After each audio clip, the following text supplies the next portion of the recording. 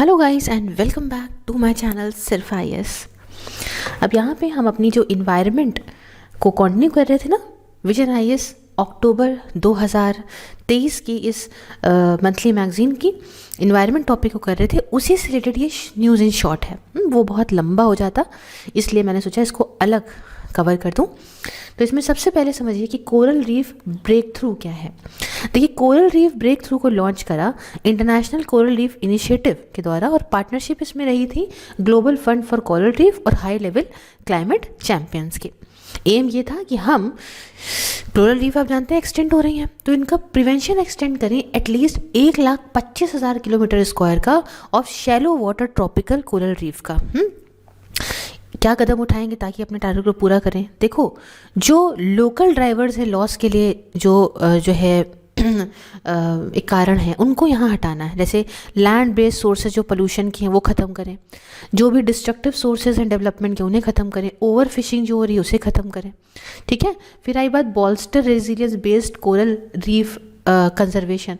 तो एफर्ट्स लिए जाएँ कैसे? ग्लोबल कोस्टल प्रोटेक्शन टारगेट्स को सरपास करना है ना, इंक्लूडिंग 30/30। टारगेट जो 3 है of Kunming Montreal global biodiversity framework, at least मतलब कहने का है कि 30% एटलीस्ट टेरेस्ट्रियल और इनलैंड जो 30 है ये हम वाटर एरियाज़ और मरीन और इको कोस्टल एरियाज़ जो हैं वो कंजर्व करे जाएँ 2030 तक। अच्छा, फिर क्या है कि assess development and implementation of innovative solution at scale and climate smart design, जो सपोर्ट करे कोरल को कि वो 30% जो डिग्रेडेड रीफ है उसे मतलब यहाँ इम्पैक्ट करे बाय 2030। फिर सिक्योर करना है इन्वेस्टमेंट ऑफ एटलीस्ट $12 बिलियन का 2030 तक। पब्लिक से लेने हैं, प्राइवेट सोर्सेज से लेने हैं, ताकि रिस्टोर कर सके, कंजर्व कर सके कोरल रीफ को। अब कोरल रीफ जो होती है ना वो हज़ारों लाखों छोटे छोटे इंडिविजुअल कोरल से बनती हैं, जिन्हें हम लोग पॉलिप्स कहते हैं। और ये जो मरीन इनवर्टिब्रेट एनिमल्स हैं, इनमें काफ़ी हार्ड एक्सोस्केलेटन होता है जो कि कैल्शियम कार्बोनेट का बना होता है। भारत के अंदर कोरल रीफ आपको gulf of Kutch, gulf of Mannar, Andaman and Nicobar और लक्षद्वीप आइलैंड में मिलेंगी। इनको मैंने बहुत डिटेल से इन्वायरमेंट की सीरीज़ में अभी मैं जो कर रही हूँ शंकर IAS की, वो पढ़ाया है। आप मेरे चैनल पर प्लेलिस्ट में चेक कर सकते हैं, 2023 की एकदम लेटेस्ट है ये। अब इंटरनेशनल कोरल रीफ इनिशिएटिव की बात करें तो इसे इस्टेब्लिश 1994 में ऑस्ट्रिया के अंदर 1994 में Austria, France, Japan, Jamaica, Philippines, Sweden, UK और USA के द्वारा किया गया था। ग्लोबल पार्टनरशिप है इसकी, ताकि ये कोरल रीफ को प्रिजर्व कर सके और उससे रिलेटेड जो इकोसिस्टम है पूरे विश्व के अंदर उसे प्रिजर्व कर सके। 101 मेंबर है, हमारा देश भी मेंबर है। 45 कंट्रीज़ जो हैं वो कस्टोडियन हैं। करीब 75% वहाँ पे वर्ल्ड की कोरल रीफ पाई जाती है। कुछ कदम जो उठाए गए हैं उसमें कोरल रीफ ब्रेक थ्रू है to secure the future of at least 1,25,000 kilometre square of shallow water tropical coral reef को बचाना है 2030 तक, इनका ऐसा उद्देश्य है। नेक्स्ट टॉपिक है हमारा सस्टेनेबल फाइनेंस का। तो साथियों, एक रिपोर्ट ऑन सस्टेनेबल फाइनेंस को रिलीज करा यूनिस्कैप ने, जिसका टाइटल था sustainable finance bringing the gap in Asia and Pacific. Sustainable finance क्या होता है? ये एक फाइनेंसिंग होती है सस्टेनेबल एक्टिविटीज़ की, एज वेल एज फाइनेंस है दैट इज सस्टेनेबिलिटी मैनेज करा जाए। उड़ाना नहीं है, ऐसे करना है कि आगे तक के लिए इस फाइनेंस को मैनेज करें। इस रिपोर्ट ने यह पता लगाया कि सफिशिएंट कैपिटल और लिक्विडिटी है जिससे हम ग्लोबल का फाइनेंशियल गैप जो है सस्टेनेबल फाइनेंस का, उसे हम ख़त्म कर सकते हैं। एशिया पैसिफिक रीजन ये ट्रैक पे नहीं चल रहा है, अपने SDG को 2030 तक पूरा नहीं कर पाएगा। सिर्फ 51 में से 17 एशिया पैसिफिक कंट्रीज़ हैं जो कि पार्टी थी UNFCCC की, और इन्होंने एक्सेस और रिपोर्ट करा है अपने फाइनेंशियल नीड को, ताकि वो अपनी नेशनली डिटरमाइंड जो कंट्रीब्यूशन है उन्हें पूरा कर सकें। एवरेज इकोनॉमिक लॉस जो हुआ है डिज़ास्टर से और दूसरे नेचुरल डिज़ास्टर से इस एरिया में, ये बढ़ा है। पहले 1.1 ट्रिलियन था, उससे बढ़ के 1.4 ट्रिलियन हो गया है। क्लाइमेट चेंज की बात करें तो हाई एमिशन सिनारियो की वजह से 35% GDP का और लॉस हो सकता है इंडिया के अंदर बाय 2100। रिकमेंडेशन ये है कि action for policy makers, regulators and private finance, इसके अंदर आती हैं कुछ कमिटमेंट नेट जीरो प्लेजेस को लेके 2050 तक विद क्रेडिबल ट्रांजिशन पाथवे, जैसे कि 2030 का 1 सेकेंड ऊपर चला गया ये तो गोल जो उद्देश्य हैं, जो गोल्स हैं, पूरे करने हैं। इसके अलावा policy coherence and capacities development across की गवर्नमेंट, जो भी इंपॉर्टेंट गवर्नमेंट मिनिस्ट्रीज हैं उनकी कैपेसिटी डेवलप करनी है। सेक्टोरल और रीजनल मिसमैचेस जो होती हैं, जो भेदभाव हैं, उन्हें ख़त्म करने हैं कैपिटल और इन्वेस्टमेंट नीड्स को लेके। अच्छा, local currency financing of energy transition project as well as green technology और दूसरे जो भी नेट ज़ीरो इन्वेस्टमेंट है उन सबको भी यहाँ पे पूरा करना है। साथ में कंसेशनल फाइनेंसिंग और रिस्क शेयरिंग करी जाए मल्टीलेटरल डेवलपमेंट बैंक्स के माध्यम से, बायलेटरल डेवलपमेंट फाइनेंशियल इंस्टीट्यूशंस वगैरह के माध्यम से। अब देखिए, United Nation economic and social commission for Asia and Pacific, ESCAP क्या है? इसकी शुरुआत हुई थी इकोनॉमिक, मतलब इस्टेब्लिश करा गया था ये economic commission for Asia and far east, मतलब ECAFE के तौर पे 1947 में शंघाई के अंदर, और ये एसकैप बना 1974 में। ये एक इंटर गवर्नमेंटल प्लेटफॉर्म है एशिया पैसिफिक रीजन का, और ये 5 रीजनल कमीशन जो UN के हैं उनमें से एक है। बाकी के जो है वो Africa, Europe, western Asia, Latin America और कैरेबियन से बिलोंग करते हैं। मेंबर्स की बात करें तो 53 मेंबर स्टेट्स है और 9 एसोसिएट मेंबर हैं। इसमें इंडिया हमारा जो है वो मेंबर है। ऑब्जेक्टिव की बात करें तो प्रमोट करता है कोऑपरेशन अपने मेंबर्स के बीच में, और किस किस को लेके कि हमें सोल्यूशन लेकर आने हैं सस्टेनेबल डेवलपमेंट से जो भी चैलेंजेस आते हैं उसको लेके। रिपोर्ट्स कौन सी देता है? SDG प्रोग्रेस असेसमेंट रिपोर्ट निकालता है, साथ में एशिया पैसिफिक डिजास्टर रिपोर्ट भी निकालता है। नेक्स्ट टॉपिक हमारा है नेट ज़ीरो रोड मैप का। दोस्तों, एक report on net zero road map को रिलीज़ करा गया इंटरनेशनल एनर्जी एजेंसी के द्वारा। टाइटल था a global pathway to keep the 1.5 degree Celsius goal in reach. Highlights report की ये है कि हमें ग्लोबल वार्मिंग को 1.5 डिग्री सेल्सियस तक ही लिमिट करना है, और ये बहुत मुश्किल हो रहा है ना। बट एक ऐसा रास्ता है, हो सकता है हो जाए, बिकॉज क्लीन एनर्जी इंफ्रास्ट्रक्चर थोड़ा बड़ा है पूरे विश्व के अंदर। अब क्लीन एनर्जी जैसे कि सोलर पावर, इलेक्ट्रिक कार, ये ऐसी टेक्नोलॉजी हैं जो एक साथ अगर देखें तो 1/3 एमिशन में कमी ला सकती हैं, जो आज से अगर कंपेयर करा जाए तो 2030 तक इतनी कमी दिख सकती है। अच्छा, सजेशंस की बात करें तो अगर हम रिन्यूएबल कैपेसिटी को और 3 गुना कर देंगे इस डिकेड के ख़त्म होने से पहले, कार्बन कैप्चर करेंगे, यूटिलाइजेशन करेंगे, स्टोरेजेस वगैरह अच्छा करें, तो हम इसमें कुछ अच्छा कर सकते हैं। जो 1.5 डिग्री सेल्सियस से भी इंक्रीज़ हो गया ना, तो आप पता जाएंगे कितने आइलैंड जो है डूब जाएंगे। चलो नेक्स्ट हम बात करेंगे climate impact, loss and damage जो हुआ है सुंदरबंस के अंदर, उसे जानिए। देखिए, इंडिया से और बांग्लादेश से जो एक्सपर्ट है उनका ये मानना है कि क्लाइमेट में जो चेंज हुआ है इसकी वजह से लॉस और डैमेज हो रहा है सुंदरबंस का, और ये देखा गया है एज एन ग्लोबल कॉमन। ये इसलिए क्योंकि रीजन यहाँ पे अफेक्ट हुआ है despite contributing minimally to carbon emission. अब यहाँ पे समझो ग्लोबल कॉमन्स क्या है। ग्लोबल कॉमन्स ऐसे एरियाज़ होते हैं और उनके अंदर इतनी पोटेंशियल होती है इकोनॉमिक रिसोर्सेज की, जो लाए करते हैं बियॉन्ड नेशनल जुरिसडिक्शन। जैसे हाई सीज हो गया, एटमॉस्फेयर है, वो क्या है, नेशनल जुरिसडिक्शन से ऊपर ही हो गया ना, अंटार्कटिका है, आउटर स्पेस है, तो ये सब किसी के अंदर नहीं आते, है ना। And to which all nation, इसमें सारे देशों का एक्सेस होता है, तो ये हो गया ग्लोबल कॉमन। अब कन्वेंशन एंड ट्रीटीज़ क्या लागू होती हैं ऐसी जगहों को गवर्न करने के लिए, जिसको जो एक पर्टिकुलर देश के नहीं आते, सभी के आते हैं। तो उनमें जो है UN क्लॉज 1982 है, that is United Nation convention on law of sea. इसके अलावा अंटार्कटिक ट्रीटी सिस्टम है, treaty on principles governing activities of states in exploration and use of outer space है। तो सुंदरबन क्या है? ये लो लाइंग आइलैंड्स का एक क्लस्टर है बे ऑफ बंगाल के अंदर, जो इंडिया के अंदर 40% और बांग्लादेश के अंदर 60% फैला हुआ है। यह आपको गंगा, ब्रह्मपुत्रा और मेघना रिवर्स के डेल्टा में मिलेगा, और बहुत बड़ा यहाँ पे लार्जेस्ट एरिया है मैंग्रोव फॉरेस्ट का पूरे विश्व में। इसे एक cultural UNESCO world heritage site घोषित किया गया था, और इसको status wetland of international importance का भी दिया गया था रामसार कन्वेंशन के अंदर। यहाँ पे estuarine crocodile, royal Bengal tiger, water monitor lizard, Gangetic dolphin, olive ridley turtle वगैरह पाए जाते हैं। खतरा ये है कि बाढ़ आने का, अर्थक्वेक आने का, साइक्लोन, सी लेवल का बढ़ना और कोस्ट लाइन इरोड होना। अच्छा, एक चीज़ को समझिए, लॉस एंड डैमेज ऐसा टर्म यूज़ करा जाता है ये बताने के लिए कि कितना क्लाइमेट चेंज ऑलरेडी सीरियस है और कोई सीरियस एफर्ट्स मतलब सीरियस इम्पैक्ट लेकर आ रहा है, और ऐसे इम्पैक्ट हैं जो आप बिल्कुल इसको बदल नहीं पाओगे। ख़त्म हो गई चीज़ें तो ख़त्म हो जाएंगी पूरे विश्व में, पर्टिकुलरली वल्नरेबल कम्युनिटी जो रिस्क में है। ठीक है, थोड़ा सा फास्ट फॉरवर्ड चल रही हूँ मैं, क्योंकि ऑलरेडी मैं बहुत लेट हो गई उसको लेके। आगे मैं सोच रही हूँ उसको लाइव ही पढ़ा दिया करूँ तो थोड़ा सा सिंसेरिटी बनी रहेगी। हाँ चलो खैर, अब यहाँ पे नेक्स्ट आता है topic cutting methane from fossil fuel. देखिए, एक रिपोर्ट टाइटल करती है imperative of cutting methane from fossil fuel. ये बनाई इंटरनेशनल एनर्जी एजेंसी के द्वारा रिपोर्ट लाई गई। इसमें कंट्रीब्यूशन यूएनईपी और UNEP convent climate and clean air collision का भी था। अब सीसीएसी जो है इसे फाउंड करा गया था 2012 में, और ये इकलौता इंटरनेशनल बॉडी है जो काम कर रही है शॉर्ट लिव्ड क्लाइमेट पोल्यूटेंट जैसे मीथेन, ब्लैक कार्बन, हाइड्रोफ्लोरोकार्बन को कम करने में, है ना, क्योंकि ये जो है क्लाइमेट चेंज भी लेकर आते हैं और एयर पोल्यूशन भी लेकर आते हैं।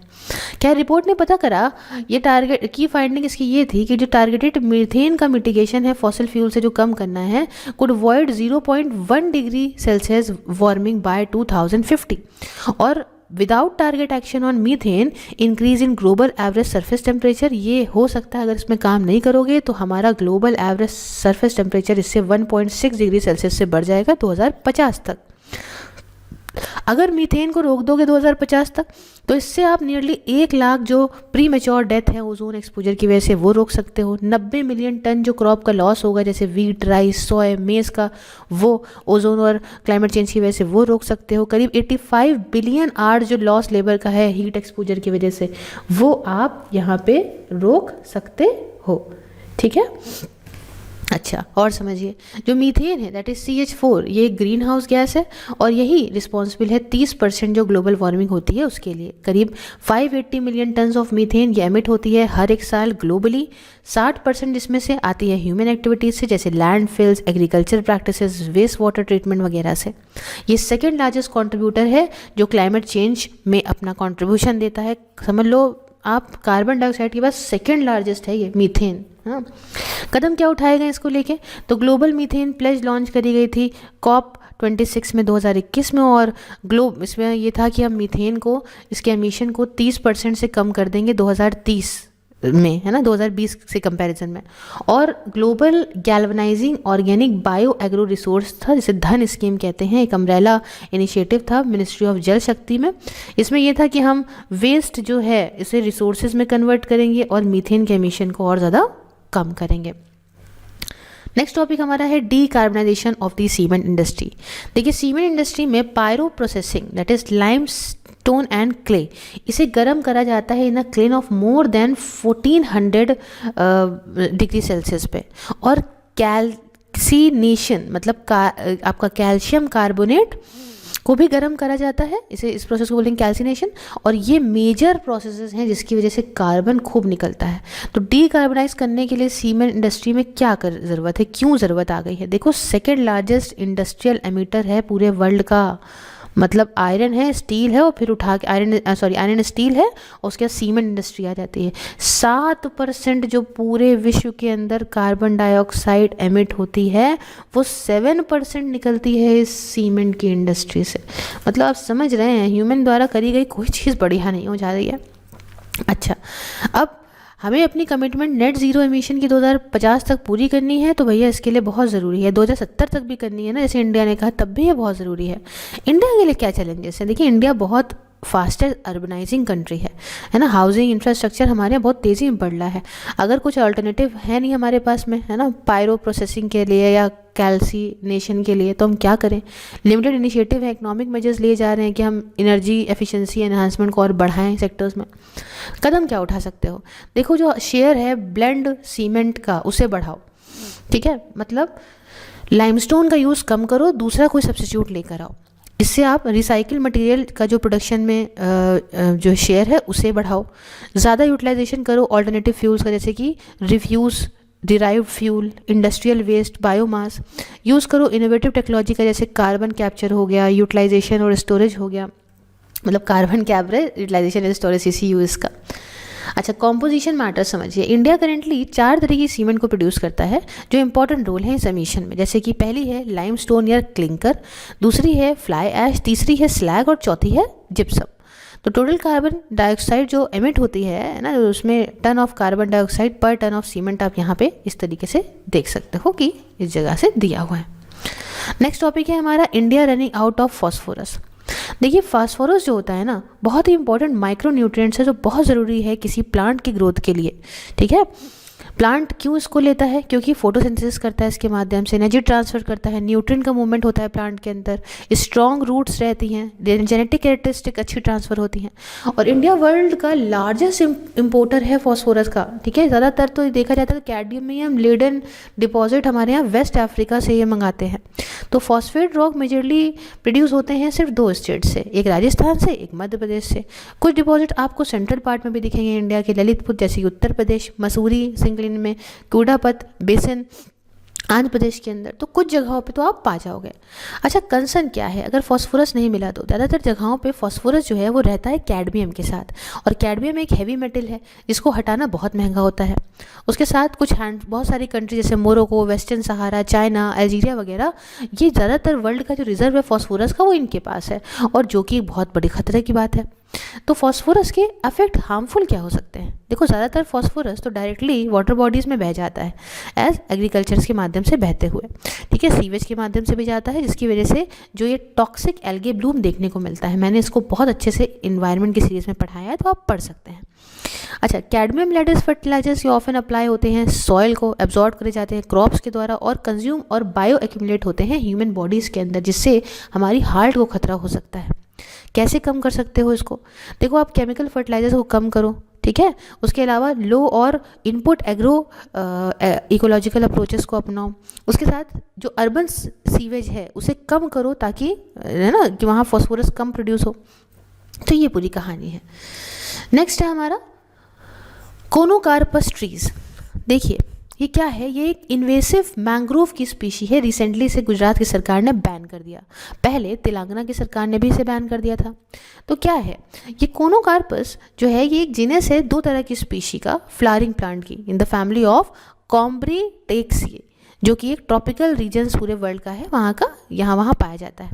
ये वाइडली पब्लिक स्पेसेस में यूज़ करा जाता है अपने इन ऑर्नामेंटल लुक्स की वजह से। अब अगर जो ये फूल कब देता है? जाड़ों में देता है, और पार्टिकल्स जो हैं इससे जो अगर उड़े तो इससे कोल्ड हो जाएगा, कफिंग हो जाएगी, जुकाम, खांसी, अस्थमा, एलर्जी वगैरह हो जाएगी ह्यूमन बीइंग को, मतलब आसपास के इसको हार्म करता है ये। इसकी जो रूट्स हैं स्पीशीज की वो इतनी गहरी जाती हैं सॉइल के अंदर, इतनी डेवलप हो जाती हैं कि भैया ये क्या करने लगती है?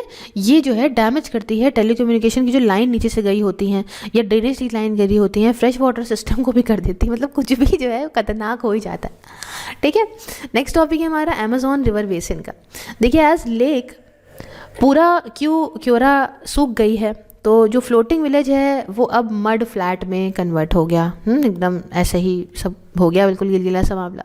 अब लेक जो थी वो अमेजोन रिवर बेसिन पे थी, जिसमें सीरियस बहुत ही सूखा पड़ रहा था एल नीनो फिनोमिना की वजह से, और जो northern tropical Atlantic ocean water का जो वार्मिंग हो रही थी उसकी वजह से।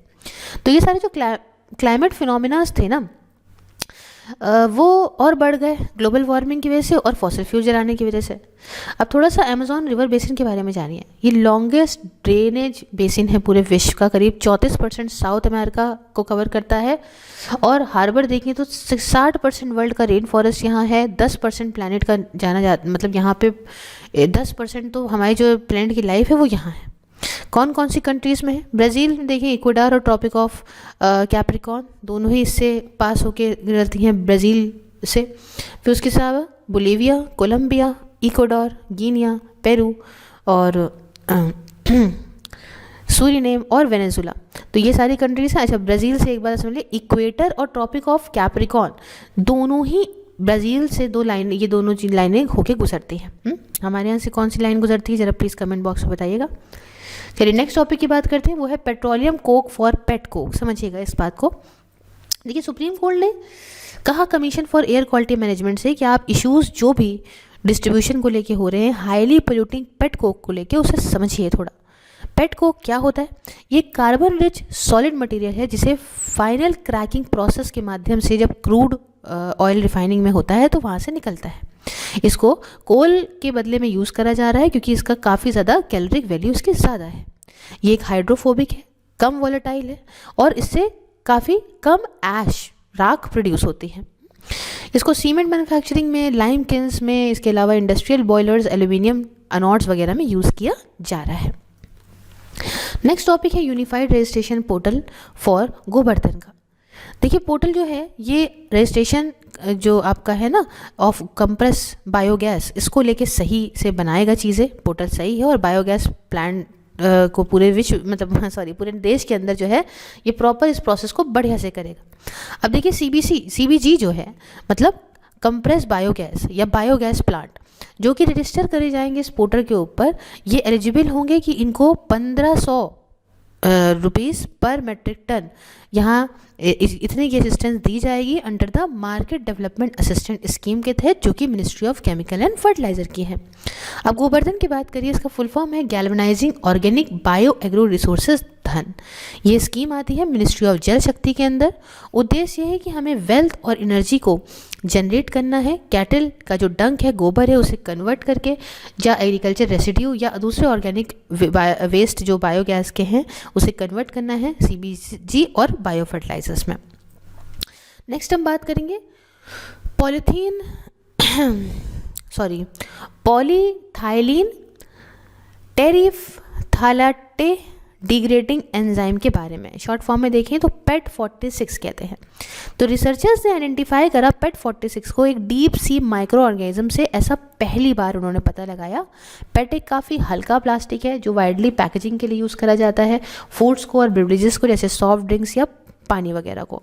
PET 46 एंजाइम काफ़ी यूनिक है क्योंकि उसके अंदर इतनी ताकत है कि वो दोनों ही लॉन्ग चेन जो शॉर्ट चेन PET मॉलिक्यूल्स की है बहुत लंबे वक्त तक नहीं रहते हैं ये एनवायरनमेंट में, इसे कम कर सकता है, जिससे इससे क्या होगा, डिग्रेडेशन हो सकता है। भैया अभी तो ये होता है ना कि भैया ख़त्म ही नहीं हो रहे हैं तो बड़ी मुश्किल है, सालों साल तक ऐसे ही रह जाएंगे। अच्छा, इंपॉर्टेंस क्या है कि potential break down pet waste in the ocean effectively contribute करेगा। ये हमारे एफर्ट जो है ना, हम प्लास्टिक पोल्यूशन से लड़ रहे हैं, इससे लड़ने में बहुत इफेक्ट करेगा, है ना। हमारी जो इकोलॉजिकल रोल है डीप सी आर्किया का, दैट इज मरीन ऑर्गेनिज्म का, ये हम इसका रोल समझेंगे कि कुदरत ने तो ये भी दे रखा है। हम कुदरत को पता होगा कि ये इंसान आएंगे तो कुछ गड़बड़ करेंगे। कुछ दूसरे पेट डिग्रेडिंग एंजाइम में पेटेस का नाम आता है, मेथेस का नाम आता है, TSC कट 1 एक्सेट्रा का नाम आता है। नेक्स्ट टॉपिक की बात करेंगे जो है मनीस मिस्टीरिया, एक न्यूली डिस्कवर्ड स्पीशी है पैंगोलिन का। देखिए साइंटिस्ट ने डिस्कवर करा एक नया स्पीशी हाईली इंडेंजर्ड पैंगोलिन का। पैंगोलिन के बारे में कुछ बातें जानिए तो सिर्फ मैमल्स होली कवर्ड होते हैं इन स्केल्स, है ना, ये सिर्फ मैमल्स होते हैं और पूरी तरह से स्केल से कवर होते हैं। 4 स्पीशीज अफ्रीका में रहते हैं जिसमें ब्लैक बिलेट पैंगोलिन है, वाइट बिलेट पैंगोलिन है, जाइंट ग्राउंड पैंगोलिन है और तेमेकिस ग्राउंड पैंगोलिन है। 4 स्पीशीज एशिया में पाए जाते हैं, इसमें Indian pangolin, Philippine pangolin, Sunda pangolin और चाइनीज पैंगोलिन आता है। IUCN स्टेटस के हिसाब से चाइनीज, फिलिपिन और सुंदा पैंगोलिन्स को क्रिटिकली इंडेंजर्ड के तौर पर रखा गया है IUCN की रेड लिस्ट के अंदर। इंडियन पैंगोलिन जो कि शेड्यूल 1 में आता है वाइल्ड लाइफ प्रोटेक्शन एक्ट 1972 के अंदर, ये भी इंडेंजर्ड है IUCN रेड लिस्ट में। तो आप ये मेनिस मिस्टीरिया को देख सकते हैं अपने स्क्रीन पे। नेक्स्ट टॉपिक हमारा डैम सेल फ्लाई स्पीशी का है। एक नई डैम सेल फ्लाई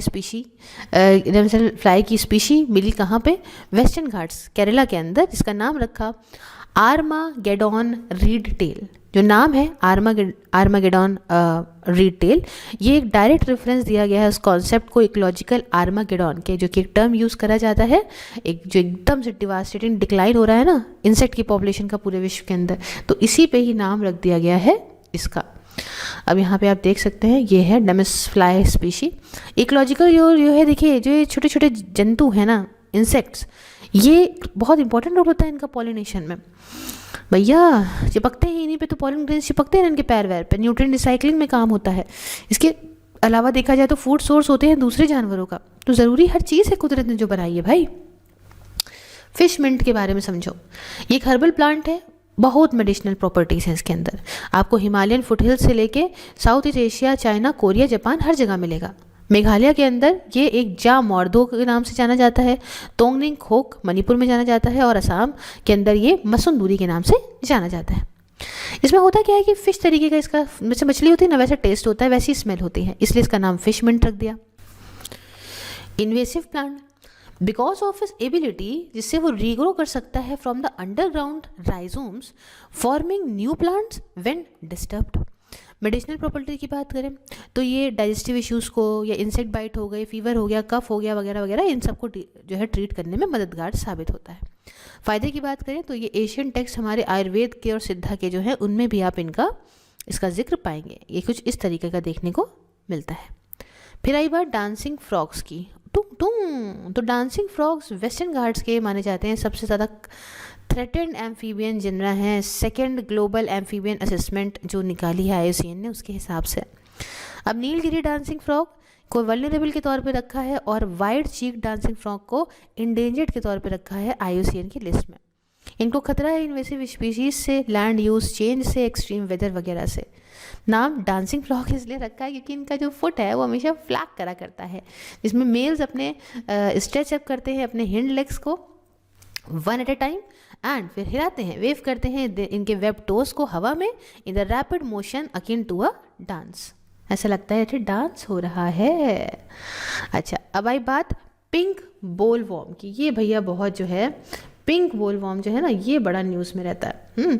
अब समझो, damage by a pink bollworm to BT cotton worst in 2 decades। अब हम लोग सुनते नहीं रहते भैया कि जो है पिंक बोलवॉर्म जो है वो क्या होता है, वो बड़ा नुकसान दे देता है चीज़ों में, है ना। Damage by a pink bollworm to BT cotton, ये देखने को मिल रहा है 20 सालों में बहुत ज़्यादा डैमेज इसने किया है। अब BT क्या है, बैसिलस thuringiensis कॉटन, है ना, जिसमें आपको जीन्स मिलेंगे सॉयल बैक्टीरियम कोड के for protein toxic to American bollworm.